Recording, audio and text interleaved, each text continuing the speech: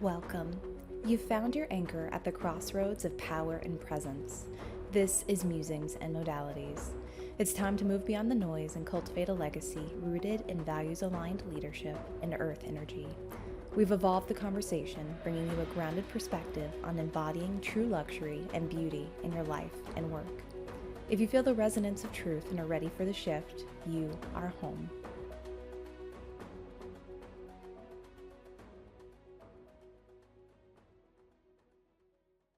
Everyone, and welcome to Musings and Modalities. I'm Tristen Stawicki, and I'm so excited for today's episode entitled The Full Cup Method, Navigating Your Executive Exit and Designing Your Next Chapter with Jess Lane. Before I dive into the episode, I want to discuss my current offer. You've spent decades building a life that looks successful, but you know your profound legacy is meant to be far greater than your current output. Exhaustion and uncertainty are blocking your path, and it's time for decisive change. This 12-week one-on-one Musings and Modalities container is the definitive strategic framework designed to eliminate burnout and anchor you into your most impactful decade. This is the energetic and strategic makeover required to claim your next level. This includes radical clarity, where I'll design the exact blueprint of your legacy and implement a values-aligned strategy to build it, ensuring every action aligns with your true purpose. Unshakable authority, where we'll exchange the need for external validation with grounded self-trust, positioning you as the leading embodied authority you're meant to be. And proven results, where you'll get transformation that delivers immediate, measurable relief from the tired, mad, and blah cycle affecting your health, wealth, and love. With only 3 exclusive slots available, this opportunity is reserved for those who are ready to commit to their quantum leap in impact and income. You can book your legacy call today at musingsandmodalities.com and step into your true power. And now I'd like to introduce Jess Lane, founder of the Full Cup Company. Jess is an award-winning marketing and business executive with 20 plus years of experience building and scaling world-class brands across Fortune 500, high-growth technology, lifestyle, and financial services. She also has a recent master's level education in psychology that she is finishing up. The first half of her career spans iconic global brands like Porsche, Visa, Michelob Ultra, Olay, so many others, as well as high growth tech companies where she's led teams to IPO and unicorn status. So impressive, so incredible. Jess knows what it takes to build at the highest level, and she knows what it costs when it's taken away.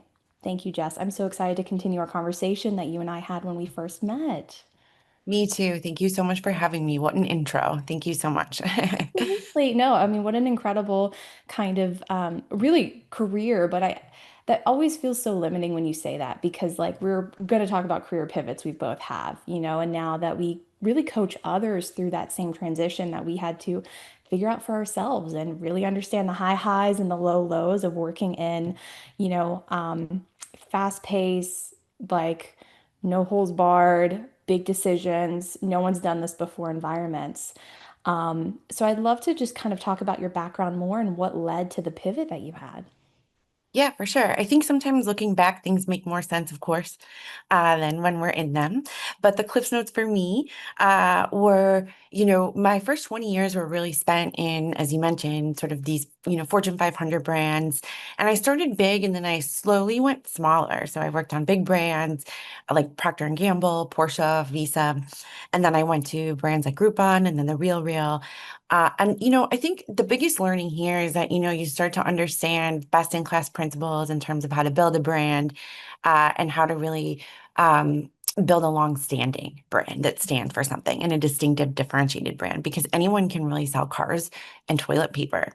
Those are commodities if you really think about it. But yet, look at how many options we have and how many different brands of those we have, right? So you can really start to learn how to create commercial value is the point. And the smaller that I went in my career in terms of the organizations, the more hands-on I was, and I was able to actually build those things from scratch at the end. So the last company I actually worked for, my last 9 to 5, was a real high and a real low, like you said, because we've all experienced these things sort of out of our control. And then, we give our all. And so this was a great example of something where, we reached $1 billion unicorn status as a company. So the smallest company I'd ever worked for, the most hands-on, I'd led a brand launch that had helped contribute to this valuation. So really high.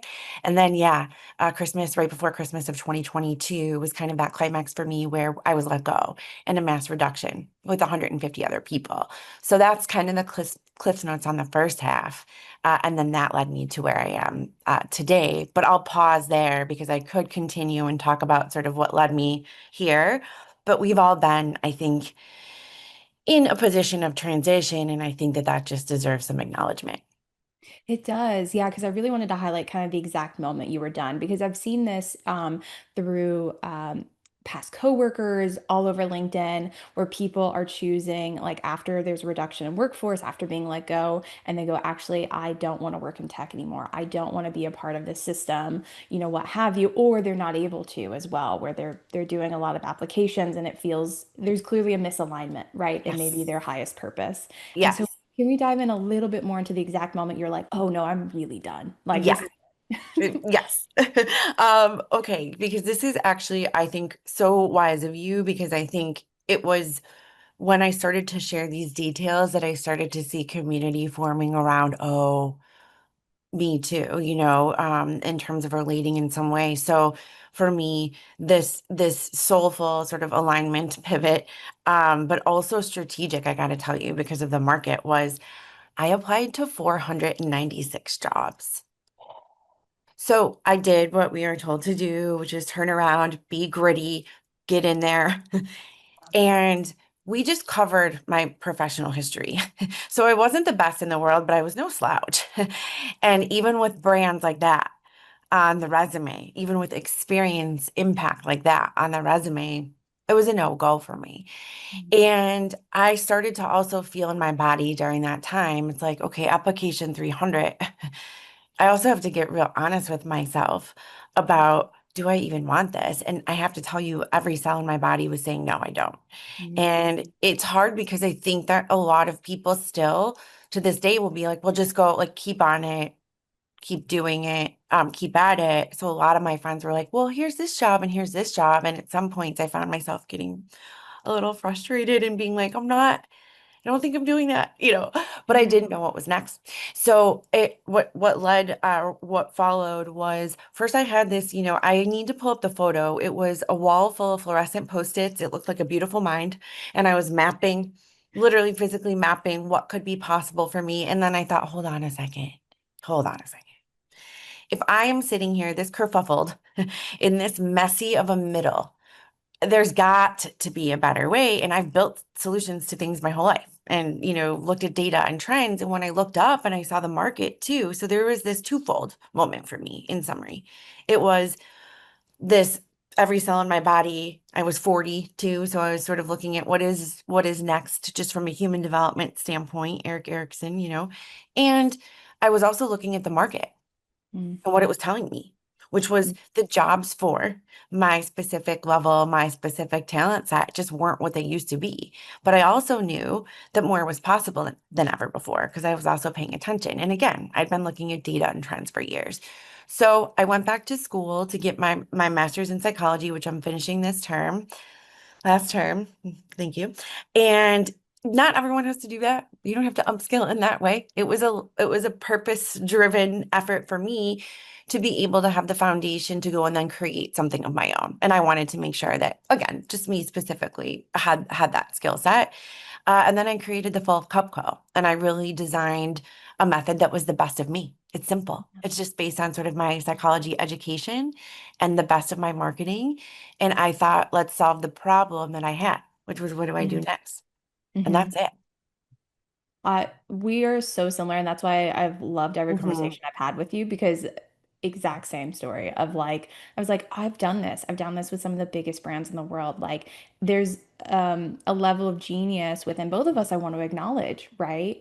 Because, I think both everyone is special, and then I know there's that equanimity where that means no one is special. But I do want to honor and highlight the gifts we're all given, in whatever field and discipline, because there is something so beautiful about what we've been able to create outside of that corporate structure. We're given the freedom to, the autonomy to, and listening to our own bodies that said, there's nothing in the system I was a part of that I feel called to keep going into. And, where your body was rejecting it, right? When it's like you're just like, no, repelling it actually, right? Like, In Japan, they're like, we can't do, sorry, we can't take you, for yeah. service. And it's like it was like, no, no.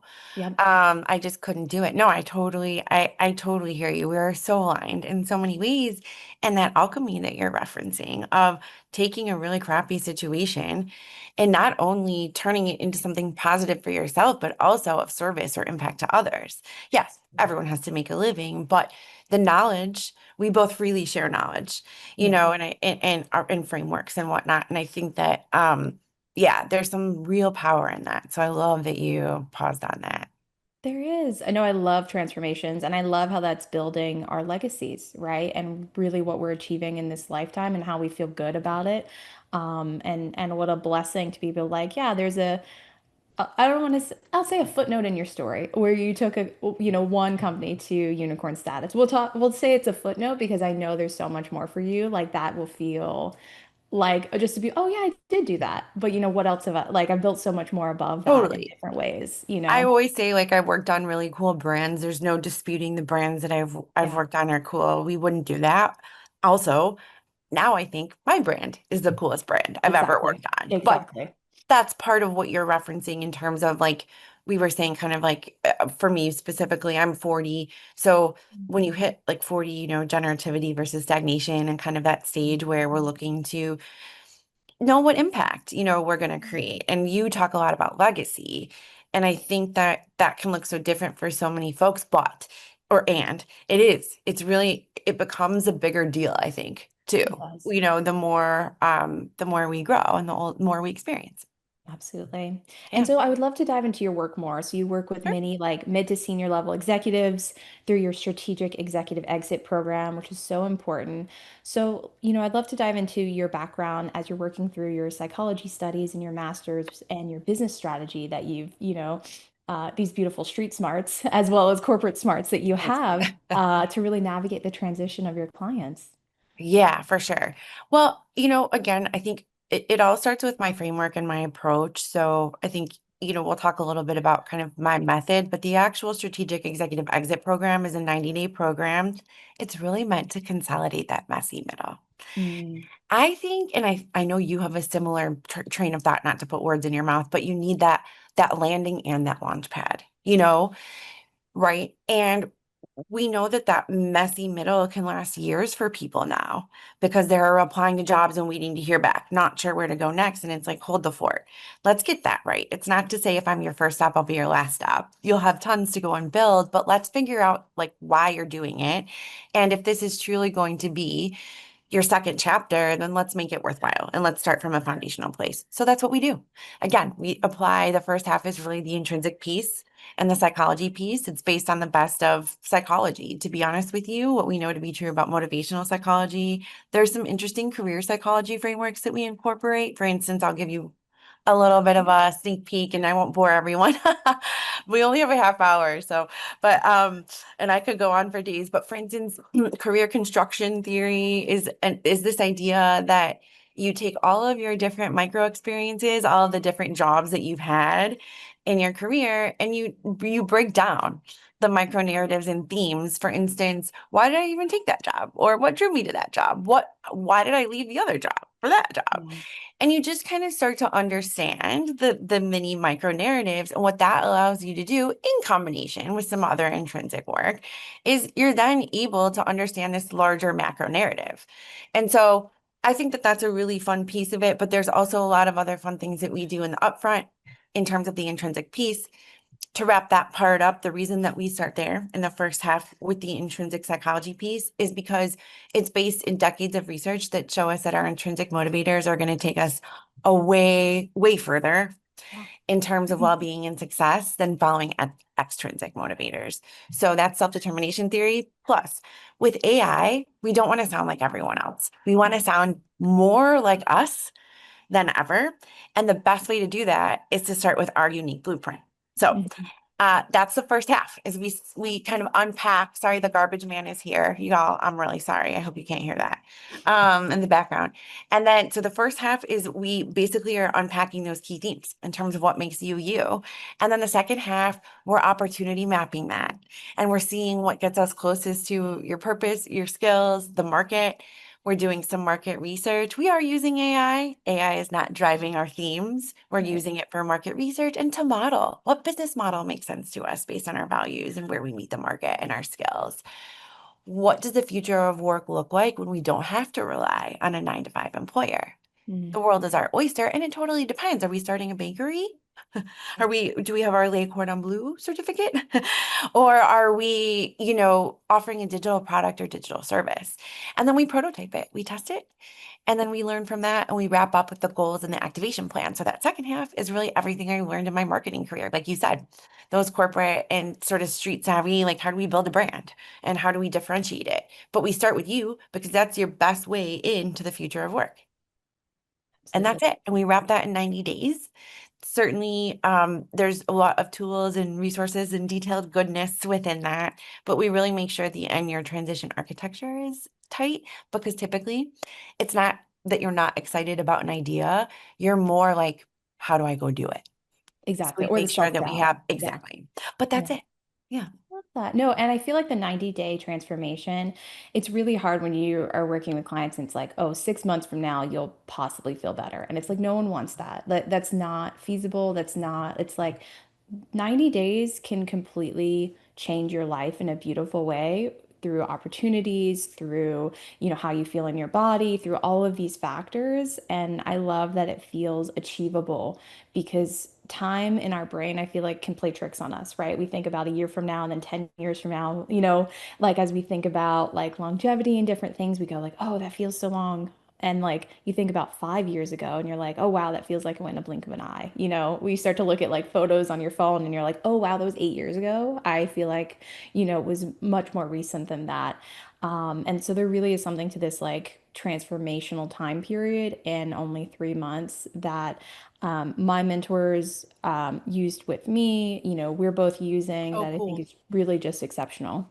Yeah, no, I really appreciate that. I didn't know, I wasn't aware that your mentors also have used that framework, but I have seen it, to your point, successful. And I think it's the power of a framework Yeah. and the power of community and support is wild because the folks that you're dealing with, I presume, and I know my clients as well are super smart. So it's not that they don't understand the method or the methodology or couldn't necessarily do it on their own. It's a little bit more like some of it is proprietary and unique to us, but also it's the power of following a framework within a time frame, committing to yourself, deciding, and Yeah. going through that together with that support and of course expertise. But yeah, I mean, I think what time is your most valuable resource. So Yeah. if you It can is. not rush, but Yeah. consolidate that messy middle, that's going to set you, I think, up ahead for success for sure. Oh, definitely. Especially when there's that accountability piece too, because I know when I'm meeting with someone, like when I'm learning and ready to up level, like having someone else hold me accountable in different ways to myself and like the commitments I made, I'm like, oh yes, like everyone needs that. Coaches need that too. We all need that person that is kind of help pushing you because you're fully in, your coach is fully in with you. It's just beautiful, like when that happens and there's that beautiful alignment. I totally agree. As we think about kind of the most common mindset or like mindset block or fear you see that these executives are facing when they decide to kind of step away from that, the golden handcuffs, the high status, high burnout careers to design their next chapter. What are some common themes that, you've seen time and again? For sure. Um, there's definitely an identity slash ego loss that comes with thinking about, especially if you have worked like I did for 20 years for others and on purpose decided the brands that you wanted to work on. So, it felt like that was pulled out. Yeah, So, probably one of the biggest things is just rebuilding that identity and also understanding that you don't have to start from scratch. right. You know, one of the biggest unlocks for me was just yoinking back that value and that impact I made. It was okay that I didn't have that title anymore. And yes, I needed to replace my monetary salary. However, all the things I'd done, all the, and yes, efforts I led with teams, of course. But that impact was still true Yeah. and that value was still true. And it sounds silly, but we can often feel such a loss. Mhm. So I think that's a big one. And I think the other thing is asking for help. Oftentimes we are so qualified, and understanding you may be familiar with this, but again, just another theory that is very basic and it's sort of a concept, which is Schlossberg's transition theory. And it's the four S's. But one of the four S's in terms of what people need during times of transition is support. Uh-huh. It's very basic, but it's also just very key. And I think it's hard for us sometimes to realize that the folks that we relied on for support before might not be Mhm. the folks that we necessarily are going to help us get to where we need to go, where we want to go. And it doesn't mean anyone's right or wrong. It just means you're changing and you're growing and and you're likely going to need to look at things a little bit differently, right? And those things sound pretty basic. But when you have someone who's been operating under ego pretenses, operating on behalf of an employer for decades, and having that be the transaction and the identity, and you have been the one that is steady in solving the problems, not needing to ask for help solving your own problems, that those become real hurdles. And I think once you can at least focus on those two things, things get a lot easier. It definitely does, especially when you talk about the perhaps the people that fall away during this time, or the people that you're like, oh, I maybe went to you advice previously. Like you were really good at helping me as a corporate mentor, but you didn't build a business. You didn't build something from the ground up, and so like there could be a different relationship there, but that relationship we had is is no longer. There needs to be kind of a transformation.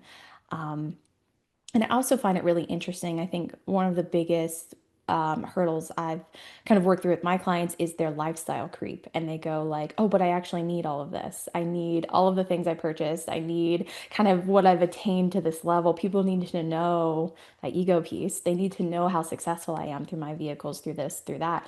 And this is said out completely without judgment, right? That was their truth. And it's also like, and what actually makes you happy? Like like if that all disappeared tomorrow, like how would you feel? Would you actually feel lighter? Like how can we work through your current reality, and understanding and maybe ways that you still feel fulfilled and you still feel happy and you can express yourself through fashion, but that doesn't mean it's something directly off the runway, maybe this season. There's other ways and more creative ways, I think, I that love it's a Salvation beautiful. Army run personally, but that's just me. Yeah. But that actually also came out of lifestyle choices, right? Yeah. Like you're saying, but we are very similar minded. Yeah, we have like I call it, you can call it whatever you want, but the five key pillars of wellness, and Yeah. it's just, that's what we start with and that's what we end with. Because to your point, A, it's all related.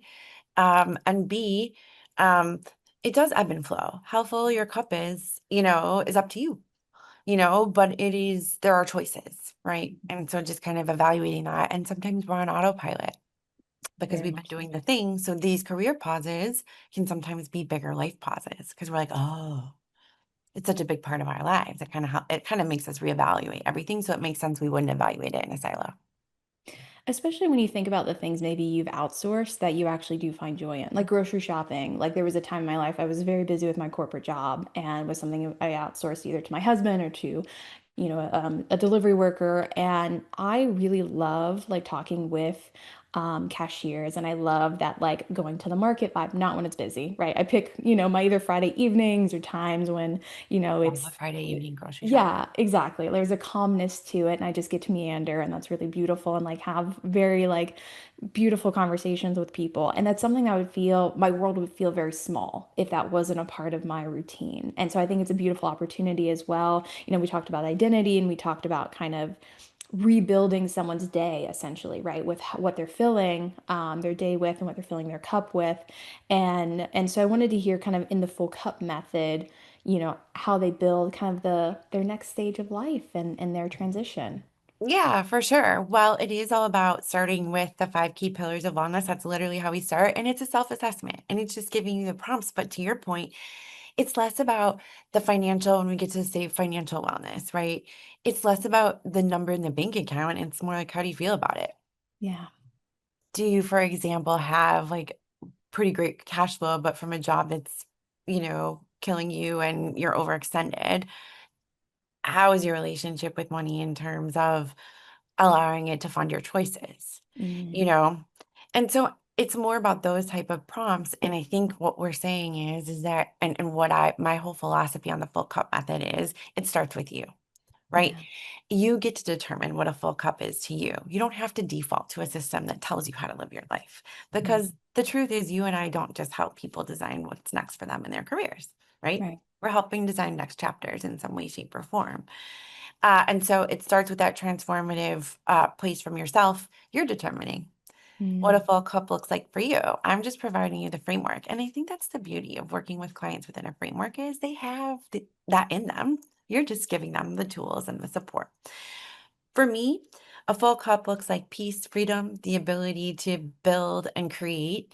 And I want to be able to help others do that. But I think honestly, it's about enabling people to choose themselves yeah. and, have the freedom to explore that, but also have the tools to be able to live the life, that they're meant to live, and design the career that's meant for them. So yeah, it's all about following your unique path and determining what a full cup looks like for you. And to remove that need to default to this sort of what I believe is a bit of a broken system. Hmm. But you get to decide. That's what I like about it. No, it's so beautiful, especially because what is it, not to put words in your mouth, but I would assume that what is a full cup now doesn't mean that's going to be the same in 5 or 10 years, right? That continues to evolve with you, just like your dream life continues to evolve with It you. ebbs and it flows, and one Yeah. cup might be full, and I'm really, pressed for social time, but I'm really invested over here, or, I need to make time for my family, and I'm taking a dip here. And it doesn't mean life is perfect or every cup is always fully full, but you're just sort of aware of the balance and the integration piece, and that you're sort of anchored in those aligned values, or across. And so just bringing awareness to that, we do so much work on behalf of others our whole lives, and oftentimes especially give so much of ourselves over to other entities. So oftentimes, as you know, when we're doing this work with folks, it's some of the first time they've had to be able to kind of, like we said, have that landing space to spread it all out and kind of beautiful mind it, but then also refine and define, and then kind of launch off back into the world. But you do, you kind of need that framework and that space. So I'm so grateful, to have a like-minded colleague like you who totally gets where I'm coming from. Cause I'm like, I wish I had this, so I'm grateful you Right. exist. So No, grateful. same, same. Absolutely. Where can the audience find you? Is there anything upcoming you'd like to share? Well, thank you so much. Two things. You can find us at thefullcupco.com, and you can follow me on LinkedIn, Jess Lane. Those are the two places right now. And then, yes, so in addition to the 90-day program, we're also going to have a 90-minute career design clarity sprint. So that's much more accessible for folks if they're not willing, able, etc., to commit to a 90-day program.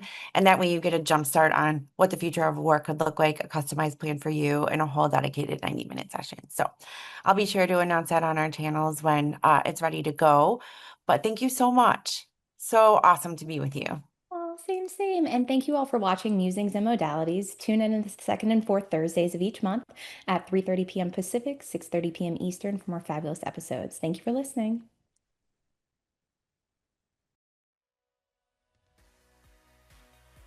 Thank you for tuning in to this week's episode of Musings and Modalities. The truth has a resonance, and if you felt that today, I invite you to subscribe to my channel. Be sure to share this episode with anyone ready to step into their legacy.